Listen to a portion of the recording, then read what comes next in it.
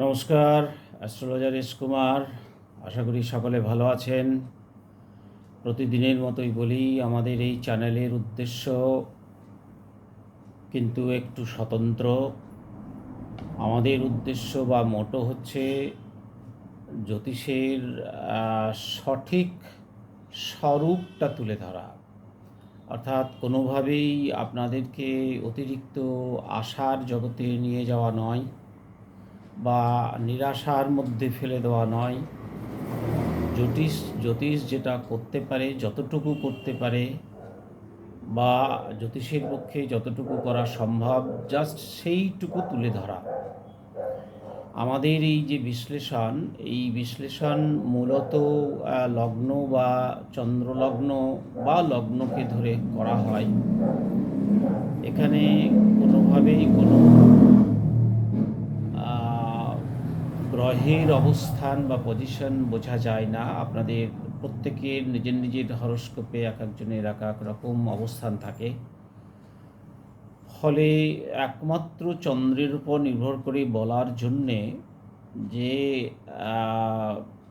100%ই আপনাদের সঙ্গে মিলে যাবে তা কিন্তু নয়।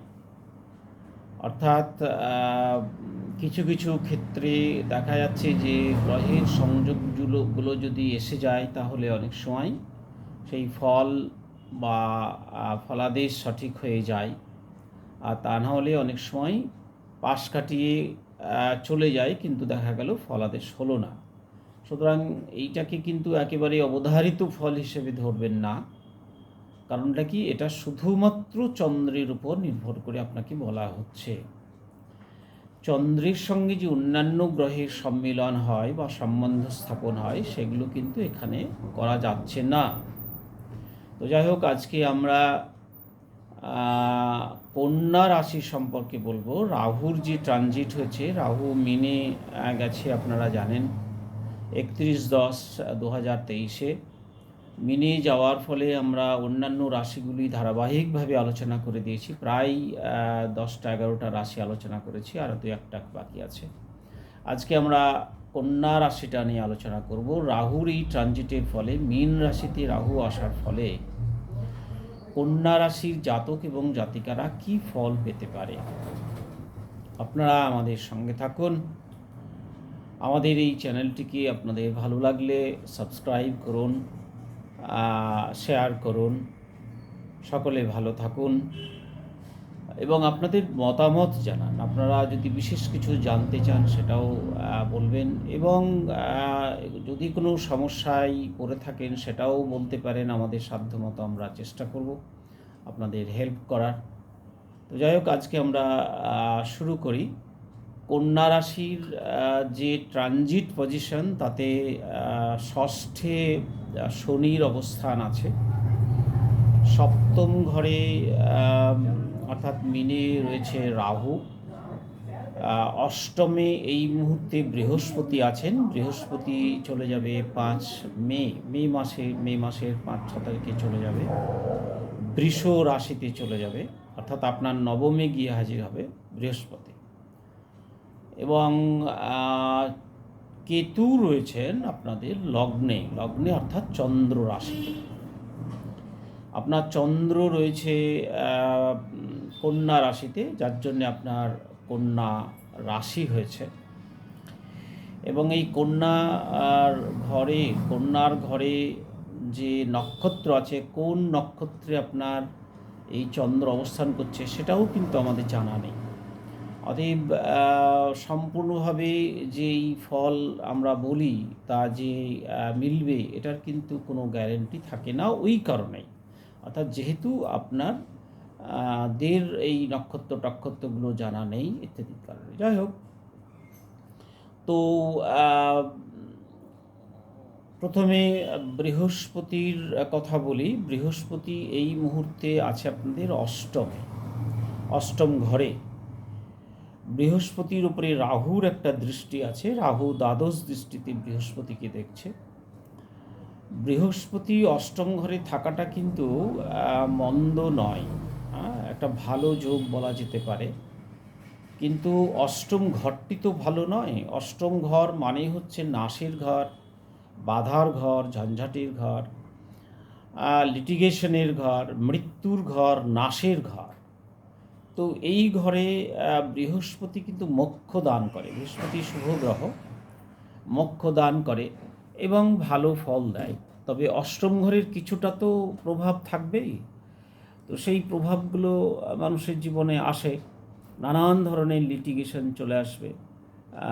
তো বৃহস্পতি অষ্টমে থেকে যেটা আপনাকে করতে পারে সেটা হচ্ছে বৃহস্পতি দৃষ্টি দেবে আপনার দ্বিতীয় ঘরে। দ্বিতীয় ঘর হচ্ছে ইনকাম, মান্থলি ইনকাম, আয়। এরপরে দৃষ্টি দেবে আপনার দ্বাদশ ঘরে। দ্বাদশ হচ্ছে ইনভেস্টমেন্ট, ব্যয়, এইগুলো। দ্বাদশ হচ্ছে আপনার বিদেশ এবং চতুর্থ ঘরে। তাহলে চতুর্থ ঘর সেই ক্ষেত্রে আপনার কী হচ্ছে, গৃহ, মা, মন, এইগুলো চতুর্থ ঘর। এই গৃহ, মা, মন এগুলো কিন্তু আপনার ভালো হওয়ার কথা এবং ভালো হবে। কিন্তু যেহেতু অষ্টম ঘরে বৃহস্পতি রয়েছে, একটু ঝামেলা হতে পারে। মনের দিক থেকে আপনি একটু অসন্তুষ্ট হলেন, নানান রকমের ঝুটঝামেলা আসছে, মনের উপরে চাপ বাড়ছে, এটা হতে পারে। কারণ অষ্টম ঘরে বৃহস্পতি বসে রয়েছে। মনের ঘরে বা মনের উপরে দৃষ্টি দিচ্ছে আপনার গৃহ, বাড়ি, গাড়ি, বন্ধু বান্ধব, মা, এর উপরে বৃহস্পতির একটা দৃষ্টি আছে। সেই ক্ষেত্রে এগুলো কিন্তু শুভ প্রভাব আপনি পাবেন। শুভ প্রভাবের মধ্যেও কিন্তু যে ফলটা আপনি অশুভ প্রভাব পাচ্ছেন, আপনার মনে হতে পারে যে আমি বলছি শুভ প্রভাব, কিন্তু আপনি দেখছেন ভেতরে ভেতরে আপনি শুভ প্রভাব পাচ্ছেন না, একটু খারাপ প্রভাব পাচ্ছেন। তাহলে বলবেন যে কেন আপনি এই কথা বলছেন? এর কারণটা আপনাকে ধরে নিতে হবে। যেহেতু অষ্টম ঘরে বৃহস্পতি বসে রয়েছে, অষ্টম কিন্তু চেষ্টা করছে আপনাকে এই ভালো ফলগুলো দেওয়ার, কিন্তু প্রত্যেকটা ঘরের তো একটা নেচার আছে। বৃহস্পতির যেমন নিজস্ব একটা নেচার আছে আপনাকে ভালো পথে নিয়ে যাওয়া, ভালো কিছু দান করা, তেমনি অষ্টম ঘরের নেচারটা হচ্ছে আপনাকে মন্দ কিছু দান করা। অতএব বৃহস্পতি চেষ্টা করছে আপনাকে ভালো দেওয়ার, কিন্তু অষ্টম ঘরে যেহেতু সে বসে রয়েছে, অতএব কিছুটা বাই নেচার আপনি কিন্তু পেয়ে যাচ্ছেন মন্দ দিকগুলো। অতএব একটু ঝুটঝঞ্ঝাট, সমস্যা, মানসিক চাপ, উদ্বেগ, জটিলতা, এই অসন্তুষ্টি, এইগুলো চলে আসছে। মায়ের ক্ষেত্রে হচ্ছে, মাকে নিয়ে একটু হয়তো সমস্যা দেখা দিতে পারে বা দিচ্ছে। দ্বাদশ ব্যয় হবে, দ্বাদশ ঘর ব্যয়ের ঘর, কিন্তু সেই ব্যয়টা আপনার শুভ ব্যয় করে দেবে। শুভ ব্যয় করে দেবে। আবার কিছু কিছু ক্ষেত্রে দেখবেন একটু হঠাৎ করে অশুভ ব্যয় হয়ে যেতেই পারে, কারণ অষ্টম হচ্ছে অশুভ ঘর। অষ্টম ঘরটা তো ভালো নয়, অশুভ ঘর। তো সেই ক্ষেত্রে গৃহ, মন, এইগুলোর এবং আর দ্বিতীয় ঘরে যে দৃষ্টিটা দিচ্ছে, ইনকাম হবে, একটা অনায়াস ইনকাম বলা হয়। যদি দেখা যায় যে এই ক্ষেত্রে আপনাদেরকে যেটা জানতে হবে সেটা হচ্ছে বৃহস্পতি আপনার জন্মলগ্নে, অর্থাৎ জন্মের সময় বৃহস্পতি আপনার ভালো ছিল কি মন্দ ছিল, অর্থাৎ আপনার পক্ষে ছিল না বিপক্ষে ছিল, অর্থাৎ অনুকূল ছিল না প্রতিকূল ছিল, শুভ না অশুভ। যদি শুভ থাকে কিছুটা ভালো অবশ্যই ফল পাবেন, বৃহস্পতি আপনাকে দেবে। যদি অশুভ থাকে তাহলে কিন্তু মন্দ ফলগুলো আপনি পেয়ে যাবেন। অর্থাৎ যে ফলগুলো বললাম সেগুলো ভালোর দিকটা অনেকটাই কম হবে, বেশিরভাগ দিকটাই মন্দ ফলের দিকে এবং ক্ষতিকর দিকটা বেশি হয়। অশুভ মানে কিন্তু ক্ষতিকর। আর অশুভ না হয় যদি শুভ হয়, ঝঞ্ঝাট থাকবে কিন্তু ক্ষতি হবে না আপনার, একদম 100% ক্ষতি হবে না। তো অনায়াস ইনকাম, অর্থাৎ সহজ ইনকাম হবে।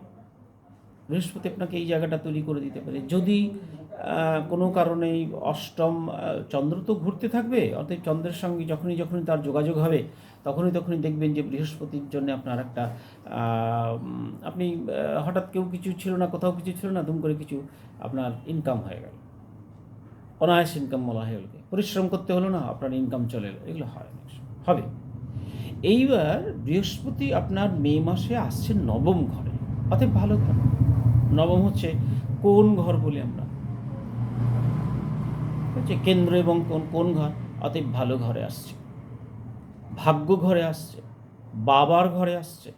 তাহলে বাবার ভালো হবে, বাবার সঙ্গে আপনার সম্পর্ক ভালো হবে, এতক্ষণ ধরে এর আগে রাহু যখন ছিল তখন বাবার সঙ্গে আপনার মনের একটা অসন্তুষ্টি জন্মেছিল, বাবার সঙ্গে হয়তো একটু দূরত্বও তৈরি হয়ে গিয়েছিল, ঝঞ্ঝাট তৈরি হয়েছিল। বৃহস্পতি বাবার ঘরে আসছে, বাবার সঙ্গে আপনার সম্পর্ক ভালো হবে, মধুর হবে এবং বাবারও ভালো হবে। এই ভাগ্য আপনার তৈরি হবে। নবম হচ্ছে ভাগ্য, অদৃষ্ট। এই অদৃষ্ট বা ভাগ্য আপনাকে তৈরি করে দেবে বৃহস্পতি। আবারও বলি, বৃহস্পতি যদি আপনার জন্ম ছকে শুভ থাকে তবেই, নচেত কিন্তু নয়। অশুভ থাকলে অশুভ ফল পাবে। তো নবম ঘরে আছে বৃহস্পতি, ভাগ্য তৈরি হবে। নবম ঘর থেকে চন্দ্রের উপরে দৃষ্টি দিচ্ছে, অর্থাৎ রাশির উপরে দৃষ্টি দিচ্ছে। এই ক্ষেত্রে দেখুন কীরকম জটিলতা তৈরি হবে। বৃহস্পতি নবম ঘরে এলো, এই মুহূর্তে আপনি কিন্তু মানসিকভাবে ভালো নেই, মানে এখনো পর্যন্ত আপনি ভালো নেই।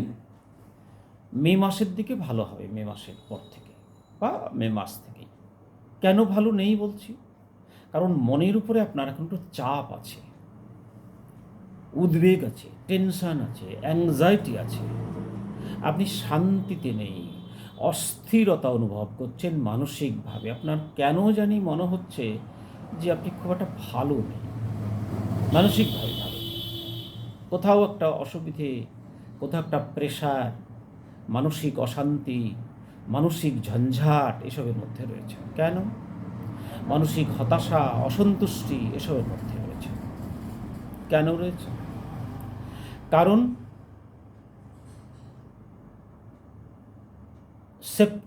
অক্টোবরে রাহু আপনার সপ্তম ঘরে গেছে। রাহু সপ্তম ঘরে গেছে। সপ্তম ঘর থেকে রাহু আপনার চন্দ্রকে অর্থাৎ মনের উপরে আক্রমণ করেছে, মনকে আঘাত করেছে। সেই সঙ্গে মনের উপরে চেপে বসেছে আপনার এখন কেতু। কেতু মানেই কিন্তু উদ্বেগ, কেতু মানেই কিন্তু মানসিক অ্যাংজাইটি। রাহু মেন্টাল অ্যাংজাইটি, মানসিক উদ্বেগ, সমস্যা, ভয়, লিটিগেশন, বাধা, ঝঞ্ঝাট, এগুলোদের নেচার, এগুলো হবেই। তো মনের উপর আপনার চাপ আছে। রাহুর দৃষ্টি অনেক সময় ধরা হয় না, তবুও যাই হোক। তো এই চাপটা রয়েছে, কেতুর চাপ রয়েছে। তো এর ফলে কি হচ্ছে? এর ফলে কেতু আপনাকে কিন্তু সব ছাড়িয়ে দিয়ে আধ্যাত্মিকতার পথে নিয়ে যাবে। বলে চল বাবু চল, এখন এসব ছাড়, এসব বৈষয়িক উন্নতি ফ্রন্তি, বৈষয়িক চিন্তাভাবনা ছেড়ে দাও, চলো ঈশ্বর ভাবনা করো। অতএব আপনি কিন্তু মাঝে মাঝেই এবং প্রতিদিন পারলে একটু আধ্যাত্মিক চিন্তাভাবনা করবেন, বইপত্র পড়বেন, তাহলে কিন্তু ভালো থাকবে, অবশ্যই ভালো থাকবে। আধ্যাত্মিকভাবে একটু চেতনাকে বাড়ান, পড়াশুনো করুন। ধর্মগ্রন্থ পড়তে হবে সেটা বলছি না, আপনাকে ধার্মিক হতে হবে সেটা বলছি না, কিন্তু ধর্মের চেতনাকে বৃদ্ধি করুন। নানান বইপত্র আছে, সেই ধর্মের চেতনার বইগুলো পড়ুন, ধর্মীয় চেতনার বইগুলো পড়ুন, ধর্মীয় ভাবনা চিন্তার বইগুলো পড়ুন। কেতুর এই সাবজেক্টগুলোর সঙ্গে থাকুন, দেখুন ভালো থাকুন মানসিক। নাহলে কিন্তু চাপ, অস্থিরতা এগুলো আপনাকে ভোগ করতে হবে। এটাই কিন্তু রেমেডি। তাহলে আপনার এই মানসিক অস্থিরতা, চাপ থেকে রেমেডি কিন্তু আপনাকে আধ্যাত্মিক মানসিকতা নিয়ে একটু চলতে হবে। বেশি বৈষয়িক চিন্তাভাবনা করবেন না, যেটুকু হবার সেটুকু হবে। তো একটা ডিভাইন কন্টেম্পলেশন আপনার মধ্যে তৈরি হবে। মায়ের শরীর খারাপ হয়, চন্দ্র হচ্ছে মা, চন্দ্রের পর কেতু এসে বসেছে, মায়ের শরীর খারাপ হতে পারে।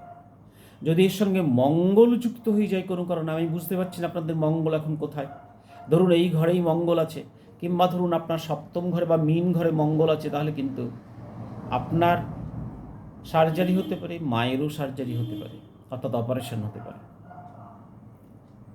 মঙ্গল যদি কোনোভাবেই রাহুর সঙ্গে যুক্ত হয়ে যায় বা কেতুর সঙ্গে যুক্ত হয়ে যায়, অ্যাক্সিডেন্ট হয়ে যেতে পারে। অতএব সাবধানে থাকবেন। কিন্তু আমি তো বুঝতে পারছি না আপনাদের মঙ্গলের অবস্থান কোথায় জন্মছকে। জন্মছকে যদি দেখেন যে আপনার সপ্তম অর্থাৎ মিনে যদি মঙ্গল থাকে এবং মিনে একাদশে যদি মঙ্গল অর্থাৎ কর্কটে যদি মঙ্গল থাকে, তৃতীয় অর্থাৎ বৃশ্চিকে যদি মঙ্গল থাকে এবং চন্দ্রের সঙ্গে যদি মঙ্গল থাকে অর্থাৎ কন্যাতে যদি মঙ্গল থাকে, অ্যাক্সিডেন্ট হতে পারে। অতএব একটু সাবধানে থাকবেন। সার্জারি হতে পারে, অ্যাক্সিডেন্ট হতে পারে, দুর্ঘটনা ঘটতে পারে, রক্তপাত হতে পারে, এগুলো হতে পারে। ভয় দেখাচ্ছি না, মানে এগুলো সাবধানে থাকবে। মঙ্গল থাকলে এগুলো হবে, কারণ রাহু ট্রানজিটে মঙ্গলের সঙ্গে আসছে। যদি জন্মছকে থেকে যায় তাহলে তো এবার ট্রানজিটে যখন এলো তখন কিন্তু একটা প্রমিনেন্ট চান্স থাকে, 100% চান্স থাকে। এবার শুধুমাত্র গোচরে করলো তখন একটু চান্সটা কম থাকে। তো ব্লাড প্রেশার নিয়ে একটা সমস্যা তৈরি হতে পারে, অতএব একটু চেক করে রাখবেন, চেক করবেন মাঝে মাঝে। এই হচ্ছে আপনার আর আরেকটা বলি এবার, যেটা বলছিলাম সেটা হচ্ছে যে চন্দ্র ওর উপরে তাহলে কেতুর প্রভাব হচ্ছে, রাহুর প্রভাব থাকলে অতএব মানসিক দিক থেকে আপনি কিন্তু ভালো নেই, চাপে রয়েছেন, প্রেশার রয়েছেন। এইবার মে মাসের 5-6 তারিখে বৃহস্পতি নবমে আসছে। বৃহস্পতি নবমে এসে আপনার চন্দ্রকে ধরে ফেলছে। আপনি এতদিন ধরে যে মানসিক অস্থিরতা, উদ্বেগ, অ্যাংজাইটির মধ্যে ছিলেন, আপনি দেখবেন কোনো এক অজানা কারণে আপনি একটু স্বস্তি পাচ্ছেন। বৃহস্পতি আপনাকে সেই স্বস্তিটা দেবার অন্তত চেষ্টা চালাবে। কতদূর পারবে বলা মুশকিল, কারণটা কি রাহু আছে, কেতু আছে। বৃহস্পতি এসে চেষ্টা করবে আপনাকে একটু মানসিক শান্তি দেওয়ার, মনের দিক থেকে একটু সুন্দর করার, প্রশান্তি দেওয়ার চেষ্টা করবে, পাবেন। বৃহস্পতি যদি শুভ থাকে তাহলে অবশ্যই পাবেন। বৃহস্পতি যদি অশুভ থাকে তাহলে একটু সমস্যা হবে। পঞ্চমে বৃহস্পতি দৃষ্টি দিচ্ছে, আপনার বুদ্ধি ভালো হবে, বুদ্ধি ভালো কাজ করবে। সেই বুদ্ধির জোরে আপনি সমস্যাগুলোকে ট্যাকল করতে পারবেন, মানসিকতাকে ট্যাকল করতে পারবেন। প্রতিভার দিকটা আপনার ভালো হবে, সন্তানের দিকটা ভালো হবে। দেখবেন যে সন্তান আপনার একটু দুষ্টুমি করছিল কিছুদিন আগে, সেই সন্তান ঠিকঠাক হয়ে গেল। পঞ্চমে বৃহস্পতির দৃষ্টি, সন্তান নিয়ে আর সমস্যা হবে না, অন্তত 1 বছর সমস্যা হবে না। আর তৃতীয় দৃষ্টি দেবে, যোগাযোগ ভালো হবে, বন্ধুবান্ধবরা ভালো হবে, সহযোগী মানুষরা হেল্প করবে, এগুলো করবে। এতক্ষণ পর্যন্ত তৃতীয় পরিবেশ আপনার গণ্ডগোল করছিল, রাহুর দৃষ্টি ছিল, পরিবেশেও আপনার সমস্যা তৈরি হয়েছিল, প্রতিবেশীরা কেমন কেমন যেন করছিল, পরিবেশ একটা হতাশা আপনার মধ্যে জন্মেছিল। সেই হতাশাটা বৃহস্পতি অনেকটা কন্ট্রোলে এনে দেবে, ভালো লাগবে। রাহু সপ্তমে আছে। এই রাহু সপ্তমে যদি আপনাদের জন্মছকে থাকে তাহলে খুব একটা ভালো ফল দেয় না। সেটা অনেকটা নির্ভর করে শুভ এবং অশুভের উপরে। তবে শুভ হোক আর অশুভ হোক, শুভ হলে কি হয়, ক্ষতিটা হবে না, কিন্তু অশুভ হলে ক্ষতি হয়ে যায়। কি ফল দেয়?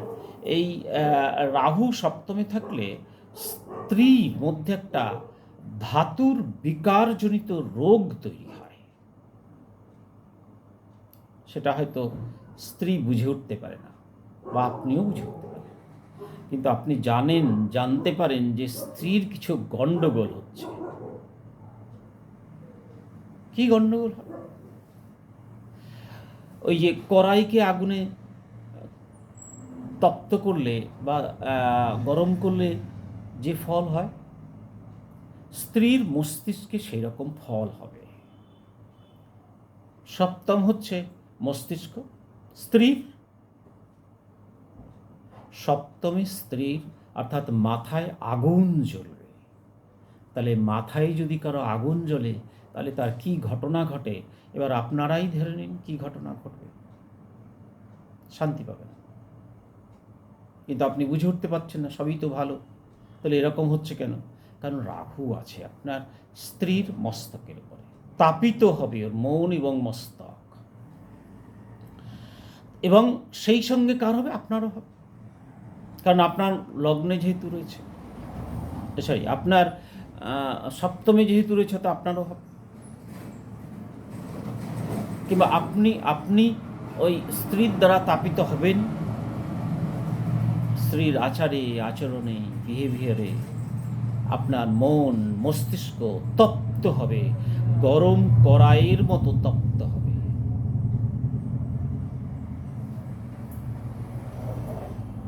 ফলে দুঃখ, এই বিষয়গুলো, যন্ত্রণা, এগুলো এসে যাবে, স্ত্রীর অপবাদ, এগুলো হতেই পারে। তো যদি অশুভ থাকে তাহলে ক্ষতিকর দিকে যাবে, শুভ থাকলে এগুলো ট্যাকলে যাবে, কিন্তু জিনিসগুলো হবে। তো যাই হোক, একাদশে আপনার রাহু আছে।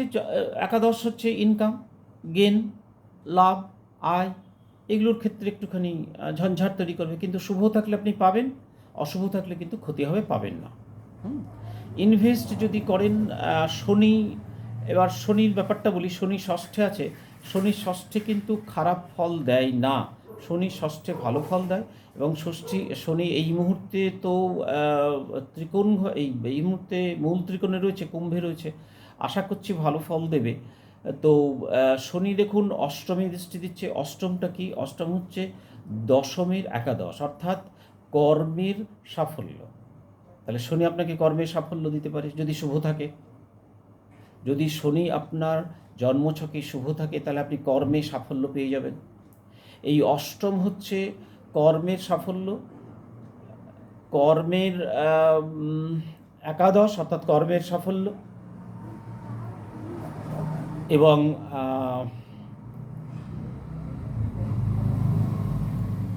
অষ্টম হচ্ছে কর্মের সাফল্য আপনি পেয়ে যাচ্ছেন এবং কর্মের প্রতিষ্ঠা পেয়ে যাবেন।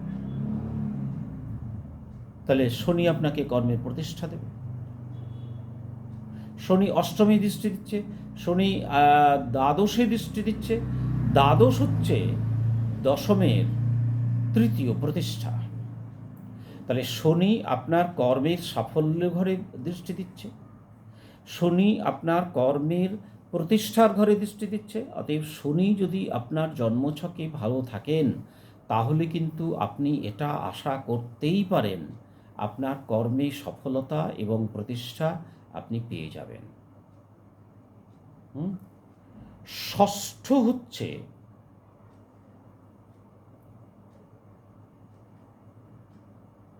জব, তাহলে বা কর্ম, তাহলে কর্মের দিকটা শনি কিন্তু আপনাদের ভালো করে দিতে পারে এবং প্রচুর সম্ভাবনা রয়েছে। কর্মে একটা স্থায়িত্ব দেয় শনি, ষষ্ঠী থেকে কর্মে স্থায়িত্ব আপনাকে দিয়ে দিতে পারে। অতএব যারা অস্থায়ী কর্মে আছেন তারা কিন্তু তাদের হরস্কোপে যদি শনি ভালো অবস্থায় থাকে, বলশালী অবস্থায় থাকে, তাহলে কিন্তু তারা এই ট্রানজিট সময়টুকুর মধ্যে, অর্থাৎ এখনও 1 বছর থাকবে শনি, তো এই ট্রানজিট সময়টুকুর মধ্যে কিন্তু আপনি একটা স্থায়িত্ব আশা করতে পারেন কর্মের ক্ষেত্রে।